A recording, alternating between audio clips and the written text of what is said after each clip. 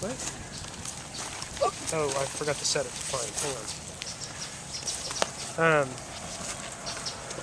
And I'm going to look his name up because it's worth knowing. God, I can picture his face.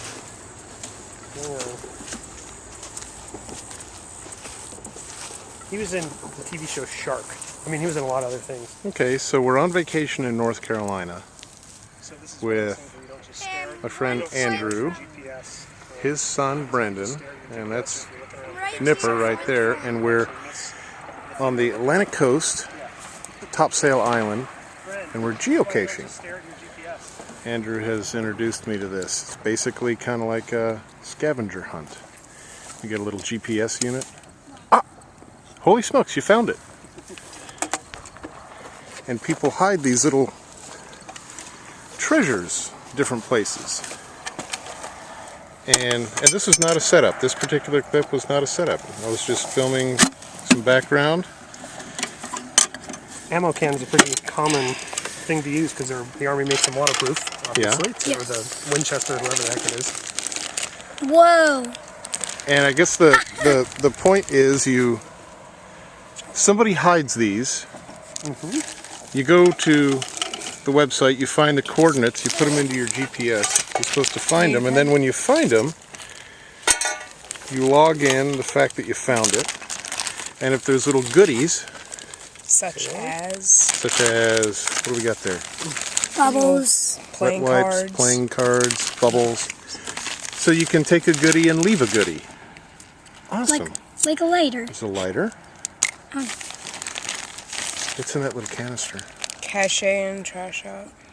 Help clean up our world one cache hunt at a time. Right. Did you get bit by a bug? Mm-hmm. Okay. Yeah, and this Like in here, there's a rubber glove. And they're kind of some are easy to find, some are hard. Okay. Some are big, some are I small. hope that was a rubber glove. I will not eat green eggs in him. Use the enclosed bag and glove to collect trash on your way out. Replace the bag and leave it at your next find. Okay. Oh, Use actually, the enclosed hey. glove. Oh, there's a little. That's cool. All right. So. So we left a wacky sticker. Is what I always leave. And you're supposed to leave this at your next find, actually. Well, we're just heading out to the end of the point. So if you want to bring that, feel free. If not, Bren, you're not taking a lighter. So. Just tell you. No flame for you. Aww! Okay. You made the flame. So we found this one, and there's one more apparently out there somewhere. We're going to try to find it. Put the coordinates into the GPS, and I don't know if we can get a good view of the map on this, but hold the sun a little bit. All right. Got the coordinates in, and it's how far? It's about 0.62 miles. All right. Well, I guess we'll hike. We're walking to our next geocache.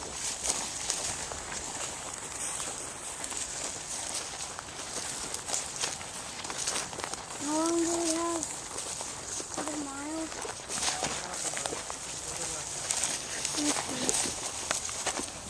Right now we're on some sort of ridge or levee or some raised thing that slopes down on either side. It's a really pretty path we're walking on. Except for the fact that there are a bunch of Flowers and little crickets and stuff hopping. These things are dangerous. Can you try to light a little bit? Ant hills. Step on it, boy. They're going to get all over your shoes, feet, legs. Oh man. There's so many in there. And it hurts so bad to get bit by these. Hopefully I won't have to experience it again. Yeah, again. It's not fun. This is the area we're staying in. We're staying in one of those houses way over there. But this is the real wild area, such as it is. Some marshy stuff down there. A little higher bit of land here. There's some more marsh through those trees, and then the mainland is that way. According to the GPS, the next geocache is over there somewhere. Now we've just walked through here, have to go right But through this is what we have to get through. That way. Not that way? And now we're at the water. We're not. So, It's not filling in. guess maybe we went too far or something. There's just a dolphin out here. Well, let me look for a path down here. Where is the dolphin? You want to know, bud? Keep an eye out. And a kayaker.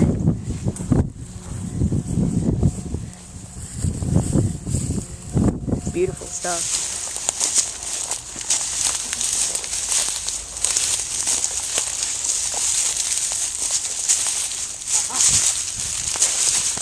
Looks like we might have found it. Hang on. Mark, do you have your neck knife? Yeah. You go get the knife. Looks like we're gonna need one of my dad's neck knives. You might have seen in some of his other videos. Oh, looks like we'll use a Mora knife. These are great knives. You got a plastic red handled one too. Mora knives are great.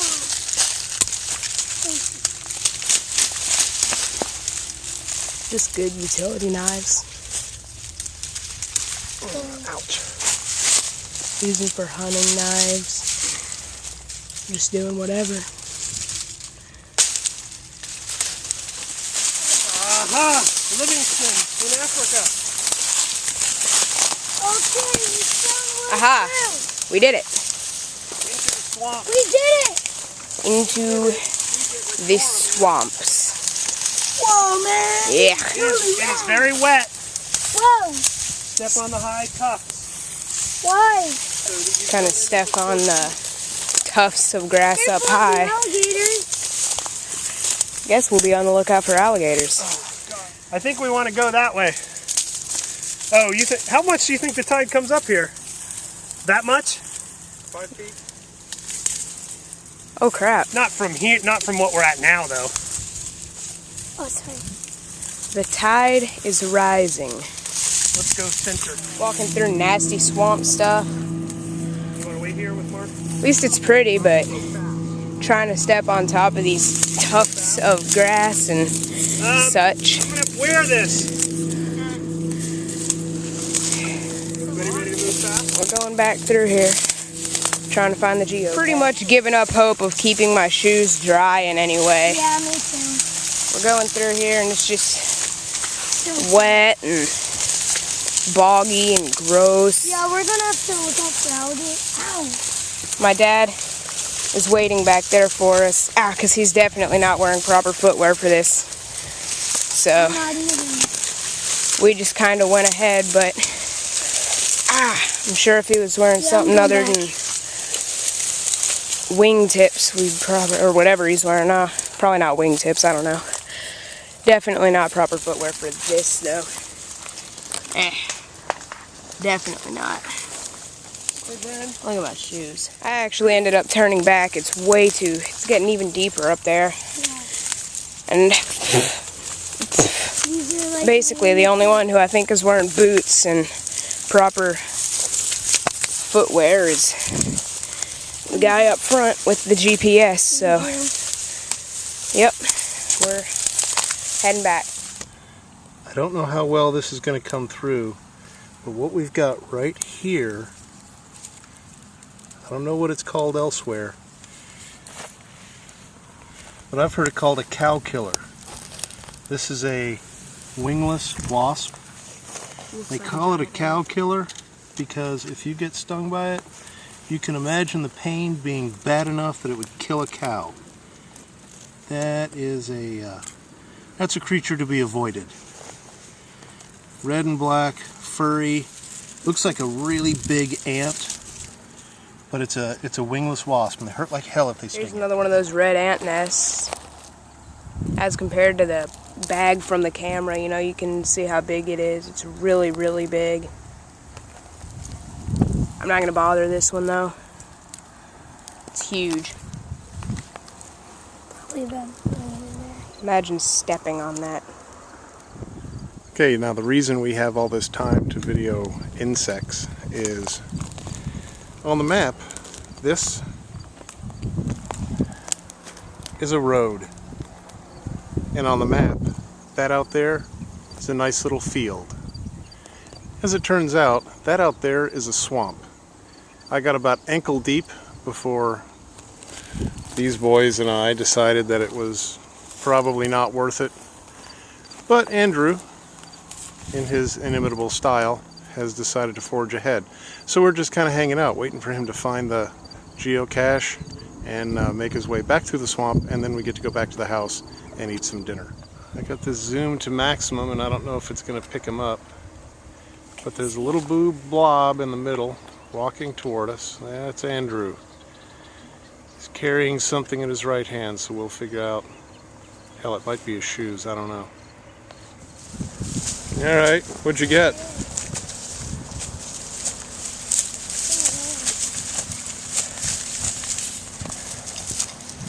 What? What is that? It's a crab pot buoy. All right. Hey, so Mark, remember on the way over here, you asked me what the hardest one I ever got was? And I said that 2 days in on the Appalachian Trail, which is no small hike, I have to say, that was brutal. Appalachian Trail, probably one of the hardest physical things I've ever done. This was worse. So, let me just say, before I headed into that stuff, I took the neck knife with me. It was not a paid advertisement. And it was only because right there, I hit some of those thorn vines and I didn't want to just bowl through them. So I got that, cut it through. We got through to the reeds. I don't know how much of this you narrated already, but the big issue is if I had sat and thought about it for just a little bit, I would have gone, well, if I had known what was ahead, I would have gone the coastal route. Because that took me, what, 5 minutes from the time I said I got it? Maybe 10. Yeah, probably getting out there was half an hour, maybe. So I cut across there, and it's mostly ankle deep. That's fine. I get to that next so-called non-swamp on the satellite, and it's complete thicket. And this is, you know, opportunity cost, right? You've made it so far, and you're looking at the thing, and it says 200 feet, and you're thinking, well, that's like a football field, right? I mean, that's not far. So I take the knife. I got to cut away a bunch of stuff, and get through. It comes down immediately into another swamp. This one, what we would call fetid. And so I didn't realize it at first because you can't tell because it's just standing there and the tide's coming in, so it's getting a little bit of fresh water, you know. Step in, second step, mid-thigh, right? Oh, great. And I thought, but I can see, I mean, I'm literally like knee to you is how far I got to get through. It did not look like a depression or a gully. And so I get up, get in, more thicket. Now I'm at like 198 feet, and you know, again, you're just thinking, well, I've come this far, right? How much longer can 198 feet take? And I didn't realize the thing was right on the coast, and that the woods didn't come up to the coast on that side because I stopped trusting the satellite view. And I mean, like every 30 feet, it's like I'm cutting away those thin little green vines that have the prickers on them. It's like rose bush, almost. Okay, and one final bushcrafty thing. Here at the rental house we're at, there's this ornamental grass that has these frondy tufts, and it looked to me like they'd make good tinder, so we're going to give it a try. Okay? Go there, she-cub.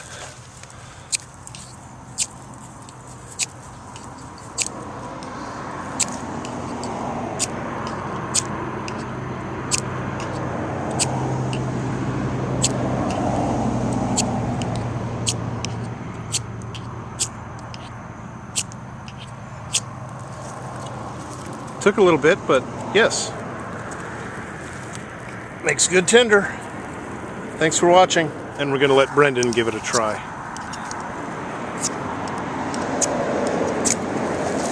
Awesome!